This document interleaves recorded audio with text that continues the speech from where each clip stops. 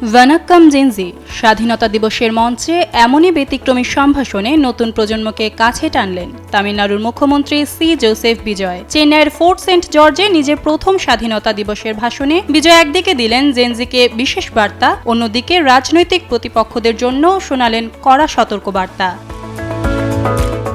বিজয় বলেন, বিশ্বের বিভিন্ন প্রান্তে থাকা তামিলদের পাশাপাশি জেনজি বন্ধুদেরও তার শুভেচ্ছা। তার এই বক্তব্য দ্রুতই নজর কাড়ে, বিশেষ করে তরুণ প্রজন্মের প্রতি সরাসরি এই সম্বোধনের কারণে। তবে শুধু শুভেচ্ছাতেই থামেননি তিনি। কেন্দ্রীয় সরকারের সঙ্গে প্রশাসনিক বিষয়ে সহযোগিতার কথা জানালেও তামিলনাড়ুর অধিকার ক্ষুণ্ণ করে এমন যে কোনো নীতির বিরোধিতা করার অবস্থান স্পষ্ট করেন বিজয়। দুর্নীতির বিরুদ্ধে লড়াইকেও তিনি স্বাধীনতার অংশ হিসেবে তুলে ধরেন। তার দাবি, সরকারি রাজস্ব যেন ব্যক্তিগত কারো কাছে না যায়, তা ঠেকাতে পদক্ষেপ নেওয়া হচ্ছে এবং বিভিন্ন দপ্তরে দুর্নীতি নির্মূলে চলছে ধারাবাহিক অভিযান।